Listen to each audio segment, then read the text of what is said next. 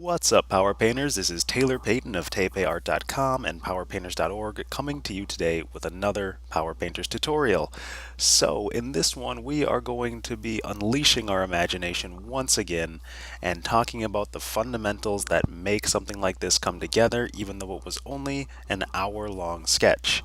I've compressed it down to about 9 minutes, which you're going to be observing over the next period of time, and it's going to be sort of fun to discuss the concepts that I was ruminating on and some of the fundamentals that I'm relying upon to create this particular piece. So, with that said, let's talk about starting from the micro.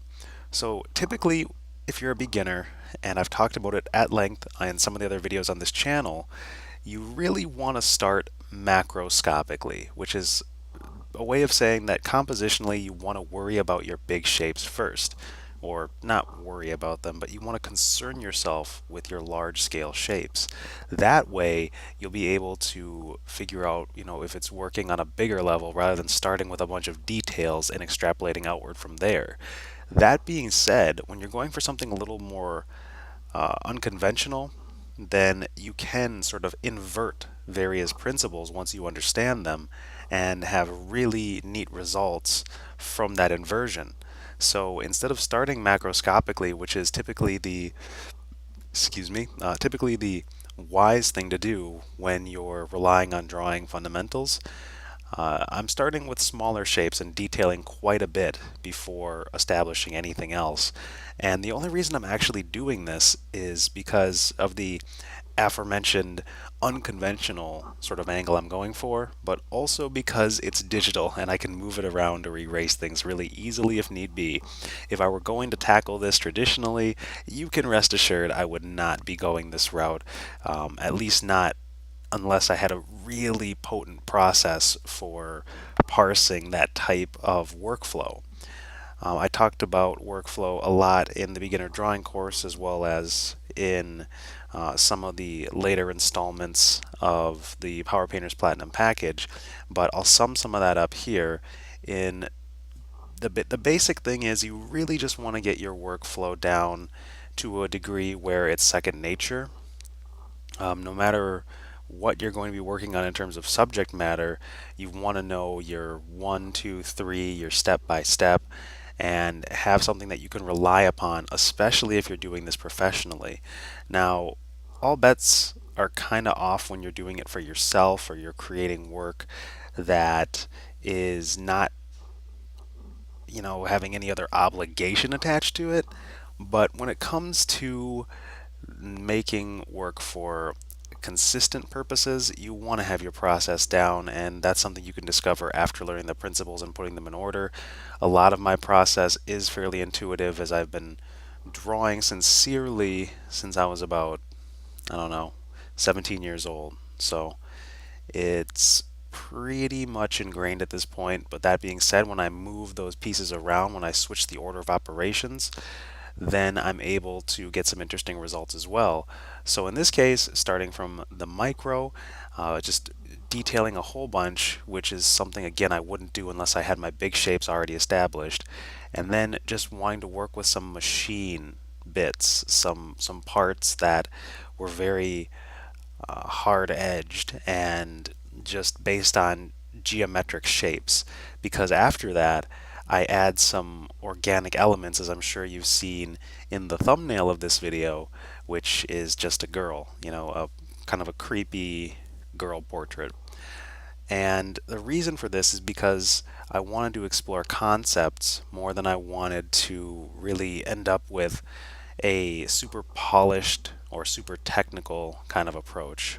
And I try to move in some geometry next to the machinery, but I really wasn't feeling the basic composition as I was putting these large shapes in. And you see that's mostly a trial and error thing because I didn't start with the big shape, so I didn't have an established plan, meaning that no matter how I rotate the canvas, I end up getting rid of them and just going back to what was already working.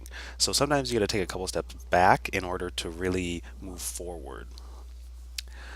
On that note, what I really have been focusing on this past year with my content, with my own work, with my mentorship has really been all drawing based because I firmly believe that drawing is what gives you the most freedom when it comes to letting your imagination come out in a way that's appealing. You know how to draw, you know how to lay in these various shapes in a way that reads as volumetric and dimensional. You can feel the other side of the shape. You know what quality of line to use. And a lot of drawing is line based because lines allow us to have clear delineations of some of the forms and objects that we're going to be working with. So the clear delineation in this particular instance was all of those machinery bits and details, and now I'm going in and demarcating not only with more organic shapes, as in the female head, but also with a different color of line. So there's 2 degrees of separation at the very least, and that's what creates contrast, and thus interest is the resultant. So when I'm working in this capacity, which is more experimental, I keep things pretty sparse. Again, if you've watched some of the previous videos, I like to play with red and blue a lot.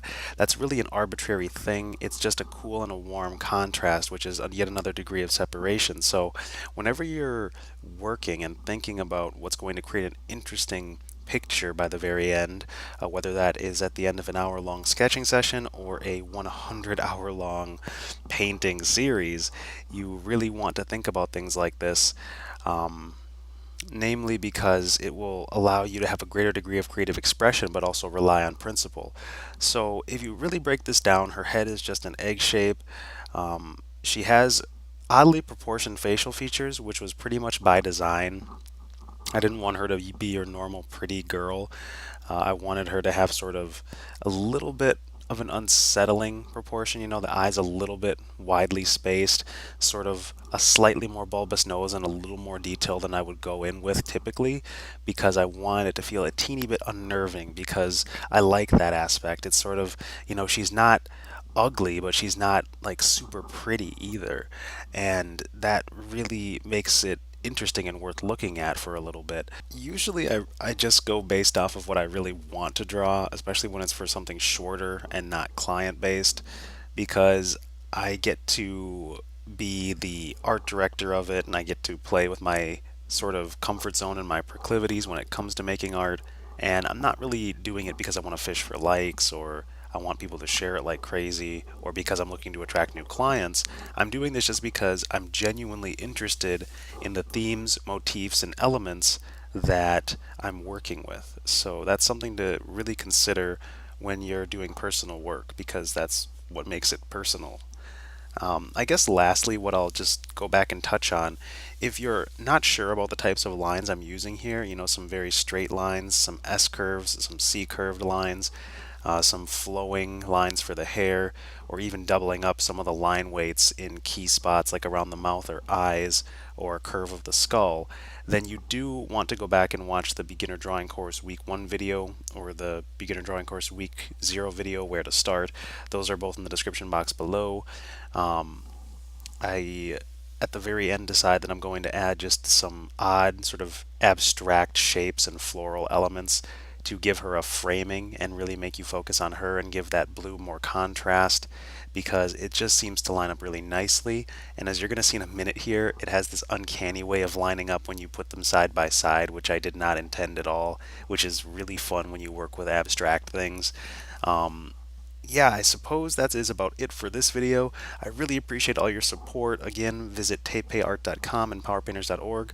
Sign up for the mailing list for a bunch of free tutorials, brushes, updates, things that are not on the YouTube channel, and have fun creating. I will see you in the next video. Take care, Power Painter.